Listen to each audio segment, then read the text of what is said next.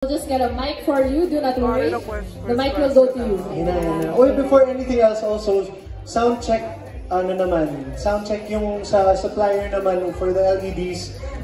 Ayun, thank you sound check kay Tito Gary po ulit. You guys are the best. So iba naman po kami. Ibang sound check naman.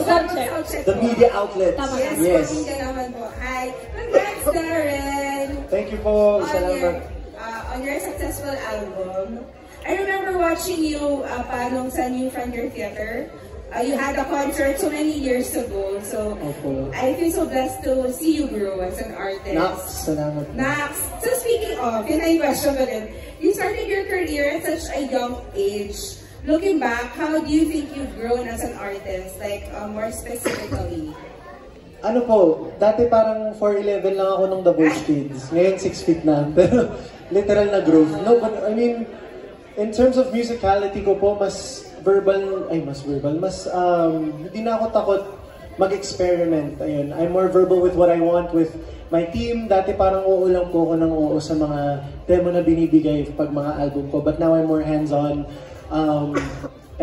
Also, masasabi kong perfectionist po talaga ako eh. Lalo na in this aspect when it comes to performing and also my music. I'd say I'm really a perfectionist. Kaya parang isa rin yun sa mga masasabi kong growth in the industry as well. And what else? I guess I've learned to grow with the industry, if that makes sense. Kasi parang ang dami kong adjustments, especially from being such an introvert as a guy from Canada. Ngayon, I know how to host na nga ako ng Showtime ngayon. So, lumalabas yung personality ko lalo. So, that's some of the things I worked on with myself, and I'd say that's also part of my growth din. So, yun po. Congrats, and congrats again, and nice to meet you. Salamat po. Thank you. Thank you so much, Ms. Jacqueline, for your question. Now, let's get to Julian Mauricio. Julian, are you here? Julian? Oh, there. Julian! Ay, where's Julian? Ayan. Please do not be shy. Ayan. Hello po. Hello po. Hey. The Voice Kids pa lang. Kuya Julian was one of the first who interviewed me also. Full circle moment na pala. Tayo na. So, nakapag you've released singles over the last few years, pero yung last proper album mo was medyo matagal na. 2017. 2017. 8 years. Bakit ang tagal between full albums? Was there a specific reason kung bakit? Actually, hindi rin po namin namalayan na ang dami ng taon na nakalipas. We didn't intentionally mean to make it this long before I released another album. But throughout the years since my last album in 2017, ang dami rin po kasing naging special projects like for Disney and also for ASEAN and stuff like that I didn't even know that I should be making my original music then. I should be releasing an album and stuff like that. Na parang nakontento na rin po ako siguro sa mga live performances na ginagawa ko on TV as well, like on ASAP and stuff like that. And parang when I became part of the Star Music family, that was one of their first goals, was to release an album with me. Kaya yun, nabigyan na ng pansin yung album, and it's finally here. And I'm just so happy with how it turned out. I didn't even realize it's been 8 years. Akala ko po 5 lang, mga ganun. Tapos pagka-check ko sa discography ko, 2017 pa pala yung huli. So, maririnig nyo rin yung difference ng boses ko from 2017 where I was just 16 years old and now I'm 24. So, yeah. Crazy. Opo. And, pahabol lang na question. On this album, you composed and wrote a lot of the songs. If I'm not mistaken, mga 90% ata? Hindi na, siguro po mga 40%. Yeah. Could you talk about your creative process in general?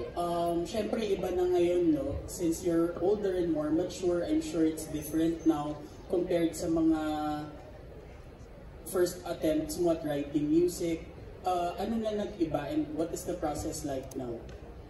I'd say the process for writing my music now, it comes from anything po talaga. There's so many different ways I get inspiration. It can be, minsan may kwento lang yung mga kaibigan ko, sinusulat ko na yung experience nila na ganun, or something I also saw in a movie or a TV show.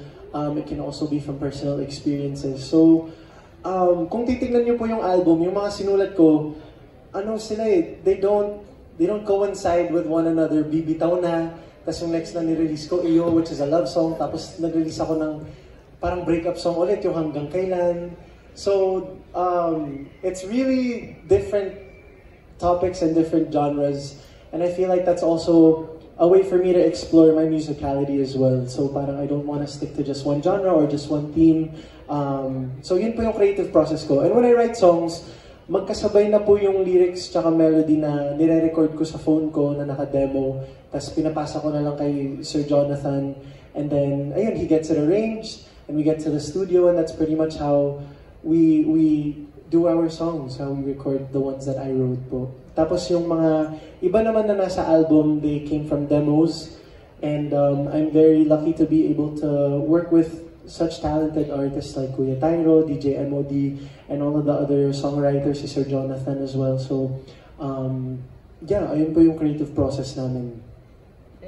Thank you po. Thank you so much, Sir Julian, for your questions. Now we have questions from Jella De Vera and Rel Jordan Salazar from Manila Concert Junkies, where I will be asking. So we were just talking about the themes on the album. So something question nila. Please take us through the preparations for this album. What were some of your inspirations or themes that you wanted to explore for the songs? Inspirations or themes? Ayun nga, parang yung ibang kanta ko galing sa pelikula na pinanood ko, yung iba naman galing sa mga kwento ng mga kaibigan ko, like a personal experience that they're experiencing within that moment. So, it's just how I write. And then also, Iyo was a lot easier to write kasi may tema kong kailangang sundan, which was the love story of Caroline and Bingo dun sa Can't Buy Me Love. So, ganun yung mga creative process ng songwriting ko. Yeah. Love that. I mean, grabe, no? You're able to make songs out of experiences. What a talent. Oh, maraming salamat. Pero yun, like, minsan talaga binabalikan ko months later yung mga kanta, kaya talagang 3 years na making yung album na to. Because some of the songs I wrote in 2021 pa. Yung Hanggang Kailan, sinimulan ko yun 2021. Tapos, nirelease siya last year lang, 2024, and that's when I finished it as well. So, may mga ganong kanta na nandun lang sa drafts ng phone ko, and now it's part of this album. All in due time. Yes. All in due time. And the next question actually is, with every new album comes a new era. As a musical artist, what can we expect from Darren in this new era? In this new era, well, I used to be someone who didn't want to sing his original songs. Yung parang pag iimbitahan ako for a corporate event or a mall show, yung puro covers yung kinakanta ko kasi feeling ko parang, dito mas mag-e-enjoy yung tao, mas makakarelate yung tao dito, not knowing na dapat, as an artist, dapat alam mo sa sarili mo na you should be singing your own songs. Yun din yung isa sa mga sinabi sa akin ng mga, nung nakausap ko sina Sir Jonathan, sina Mama Reg, yung parang mag-release ka lang ng mag-release. Si Ate Sara nagsabi din sa akin na parang, hindi ka ba nagsusulat? Sabi ko, tinatry ko po. Sabi niya, pero may na-release ka na. Sabi ko, parang ayokong gawin. Pero yeah, yung si Ate Sara din yung sa nagsabi na, just keep releasing songs. Si Ate Sara Geronimo, my coach from The Voice Kids, because she said, just keep on producing content, producing stuff that you like. So, isa siya sa mga naging inspirations ko sa pagsulat din. Kasi, oo nga no, like as an artist, dapat gumagawa ka ng sarili mong kanta, nagproproduce ka ng sarili mong music and content and stuff like that. So, now I have that in my mind na parang kahit sa mga mall shows and also corporate events, I try to sing a few original songs as well as some covers as well kahit sa mga concerts ko. So hopefully one day, you know, I can do a concert na kahit 80% original songs, no, or even more than. So yeah, it's a goal of mine. Pero now I am on the road to that. yung singing more of my original songs sa mga performances. Yes! Di ba Dianetics, kaya ni Baron yan? Manifest na natin from this day. Mark nyo na sa calendar ninyo. Yan. Okay, so our next question is coming from Alan Sancon from Stars Photon. Alan, are you here? Oh, there! Hello Alan! Hey, congratulations Aren sa iyong album. Salamat po. So, nagulat na kami ngayon na kami naka-attend ng album launch na yung mga celebrity friends mo is here. Yung tanong ko lang related to that, ano ka ba bilang kaibigan? Why they are so supportive with you, especially on this milestone of your career, yung album launch mo? Ayoko naman magyabang. Wow, pero hindi kasi sinasabi rin po nila na I don't know, reliable daw ako na kaibigan. Yung parang I show up for my friends, I show up for people. Yes, nag-agree sila. Maraming salamat. Nag-agree sila. Pero ayun, like parang I've learned to put my energy into people who also reciprocate the energy I give them. So, ayun, yung mga taong nakita nyo dito, sila yung ilan sa mga day one ko, sila yung talagang, yung iba dyan, The Voice Kids pa lang, like Kuya Robbie, sina Enchong, they've been so supportive ever since The Voice Kids, and until now, they're still here sa album launch ko. So, I'm really blessed to have friends that I can also call my family. So, ayun, what else? Siguro, dahil galante din ako, wow, Nax! Sa akin ang galing. Galante rin. Pero, yun, siguro na gigilty sila. Yung parang, sige na nga, pumunta na tayo sa album mo sila. Libre siya ng libre, tapos hindi tayo pupunta. So, parang, yun.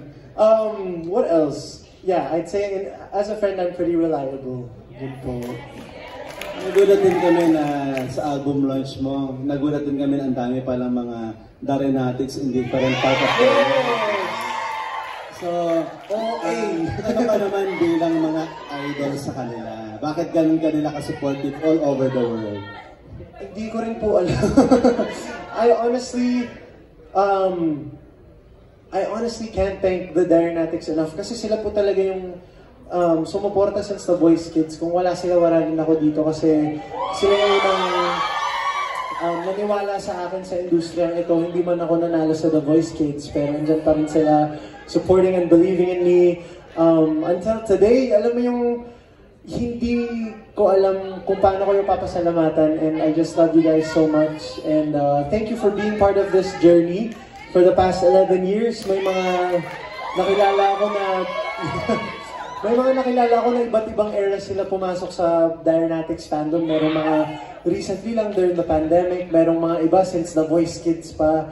So, maraming salamat for growing up with me as well. 11 years, hindi yung biro. Yung iba dito na, I love you too! Yung iba dito nakilala ko, mga estudyante pa sila. Oo, yung iba dito, single pa sila no. Yung iba, oo. Ngayon yung nakagraduate na yung karamihan, may mga love life na, ganun. So, yung Dianetics yung mga taong, I'd say I grew up with, I'm growing old with as well. Yun. Last na lang about your album. Yes, ikaw pa rin, di ba? Isa sa mga talagang sumigat itong yung eviction night mo song na paalam Muna Sandali, di ba? So, in-expect mo bang ganun ka magiging masikat yun? At nakakagulat na yung best friend mo pa yung unang na-evict. Yes! Easy pa yung unang na-evict at yung unang inali mo kanta para sa kanya. Kaya talagang minadali ko pong i-record kasi sabi ko, ay parang siya talaga. Joke lang. Pero, hindi po namin in-expect na magiging ganun yung reception ng tao sa Paalam Muna Sandali because parang namimili na dapat sina Direk Lawrence sa ibang mga original songs ni Sir Jonathan para gawing eviction song. Pero Sir Jonathan pitched this song na ginawa niya, Paalam Muna Sandali, and he wanted me to interpret it. Tsaka sinabi ko lang na, Sir John, baka hindi po talaga umabot. Pwedeng ibang artist na lang yung pakantahin nyo and stuff like that. But he really waited for me, which I'm so grateful for Sir John. Maraming salamat. Talagang hinintay niya ako makalapag.